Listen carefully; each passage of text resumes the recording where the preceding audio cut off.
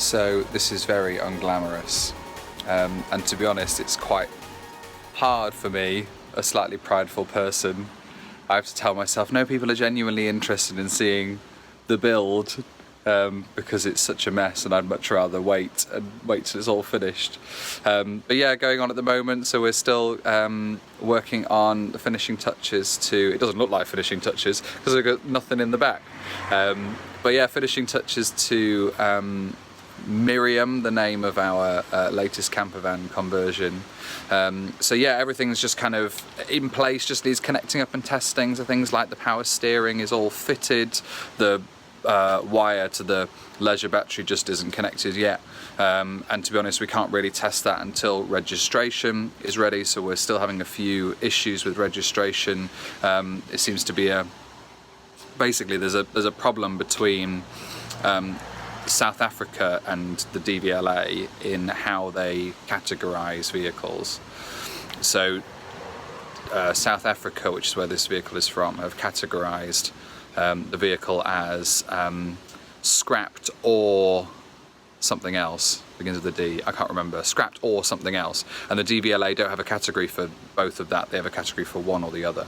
So I'm kind of being a bit of a go-between, which is a bit irritating. So I'm the guy in the middle kind of saying, oh, South Africa have said this now, and then DVLA have said this now, what can we do? And actually they were being really quite quick to reply last week, and I haven't heard anything since about 10 days ago, so I've just been pushing again today, like, hello.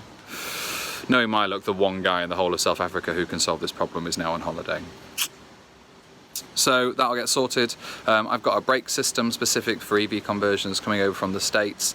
That was a bit of a surprise as well. The brake system was amazing. I was really impressed with how it works and what it's built for. That was really exciting. And then I processed the part order in two parts for the part and then for the shipping from the States. And then I called them up and said, I think I've duplicated the part. I think I've paid twice for it because there's two amounts gone out of my account slightly different. And they said, no, one of them is the part and the other one is the shipping, which was the same price as the part.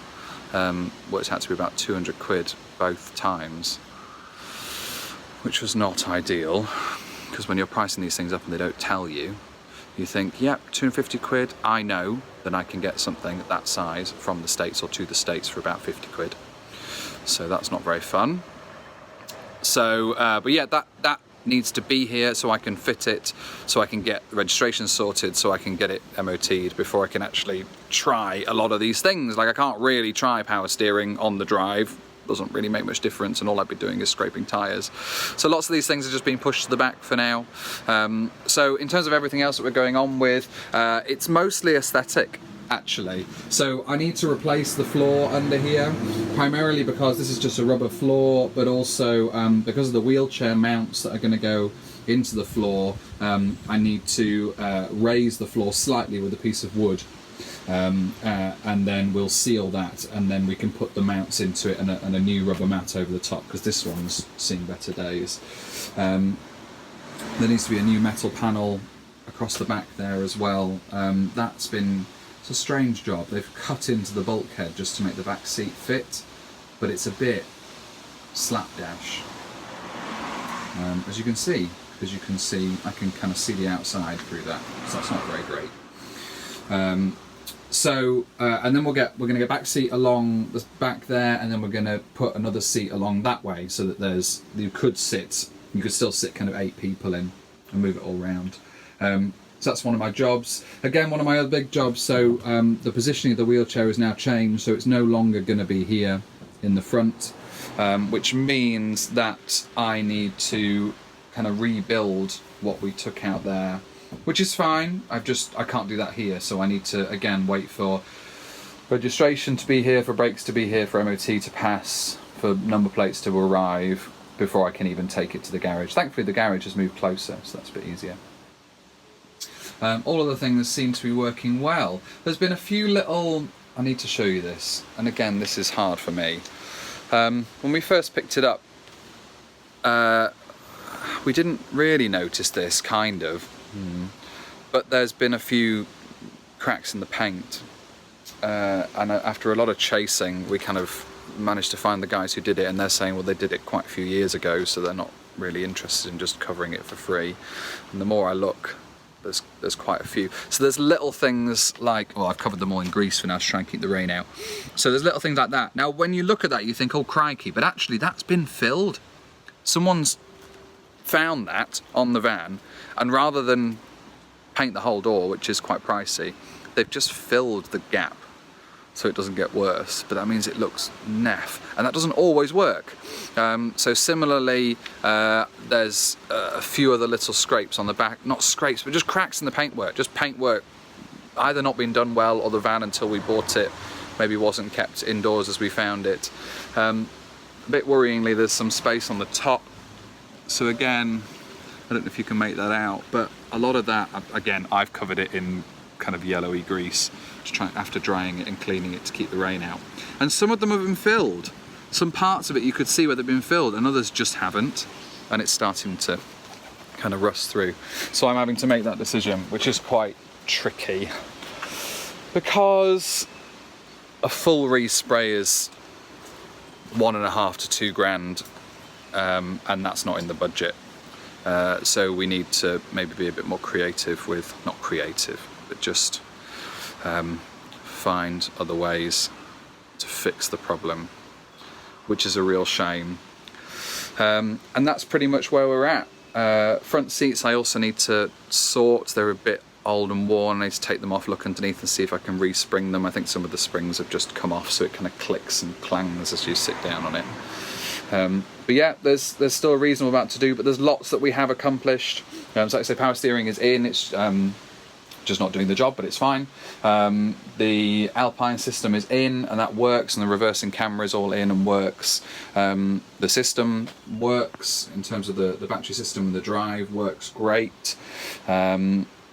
Yeah, so there's lots of things that we have done and that are working well. We had a lot of issues with the front doors, so the front doors, like the locking mechanisms weren't working, and springs are broken inside them, so we had to replace, after thinking we could replace just bits of springs and bits of them, we've had to get new door mechanisms, and then reattach all of that back together again.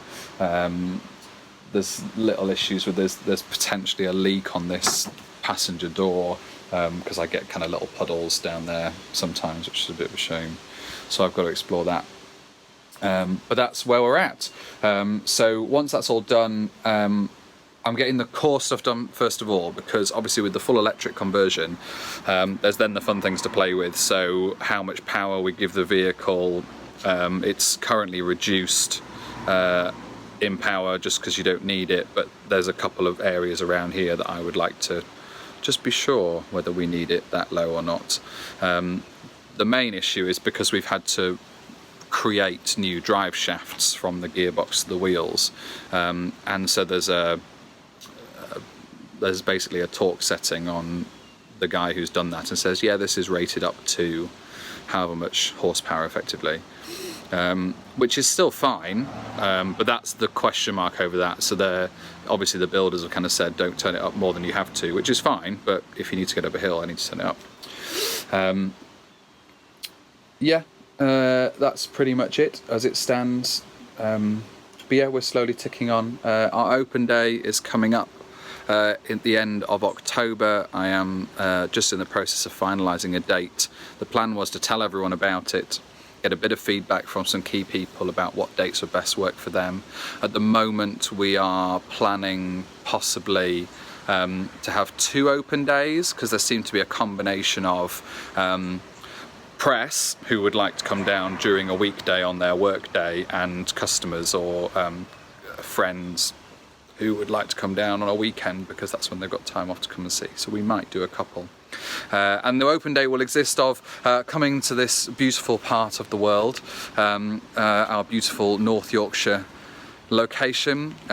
You'll be able to meet myself, meet other parts of the team. You'll obviously be able to have a proper nosy around Miriam. You'll be able to have a nosy around Indy, who's currently out the front being an advertiser, and talk to us about our projects and what's coming up. We've got so much exciting things. The technology and our involvement in that is moving faster than the builds, so the conversations are really fun. So yeah, make sure you look out for those emails and those bits of information. The open day will be completely free. We will supply you with copious amounts of Yorkshire tea, so don't worry about that. But yeah, it'd be great to have loads of people down here in a few weeks' time. Yeah, just getting stuck in, getting some answers, and just getting familiar with what we do here at eDub Services. So that's enough from me. There's loads of stuff in the pipeline. I'll try and post videos as often as I can. Please let me know in the comments below whether you quite like these in-depth, slightly like I say, these half-finished build project videos, which I feel really self-conscious about. Please let me know if you like them or not, or if you'd rather me not show you any of this and you just wait till the end. I'll put a disclaimer on the beginning that says don't watch this if you like perfection, because it will annoy you. Please let me know, and also let your friends know about this. It'd be great if you could share this video on your social media, tell your friends about it, about the stuff that we're up to. It'd be really great to spread the audience of this, and get more people interested in the conversation about electric vehicles and their place in the classic car market. So that's all from me for now, so signing off, and I'll talk to you soon.